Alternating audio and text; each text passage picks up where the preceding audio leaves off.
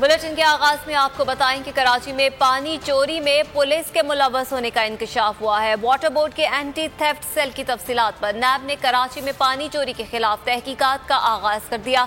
तमाम जिलाई SSPs को तलबी के नोटिस भी जारी कर दिए गए।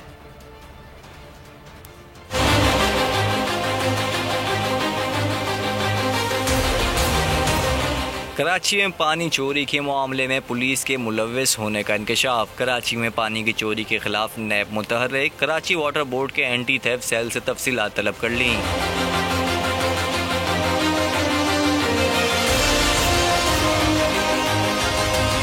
वाटर बोर्ड के एंटी थेफ्ट सेल की जानिब से गैर कानूनी हाइड्रेंट्स और मुलव्वस अफराद की मालूमात नैब में जमा करवा दी गयी। Water board anti theft cell ने मुताल्लिका पुलिस थानों और माफिया के गठ जोड़ का इंकशाफ किया है। मामले पर नैब ने शहर के तमाम अजला के SSPs को तलब कर लिया। नैब के नोटिस के मुताबिक आज SSP शहर की 28 मई को गरबी, 2 जून को जिला केमाड़ी, 3 जून को जिला मलीर और 4 जून को जिला वस्ती के SSP को तलब किया गया है।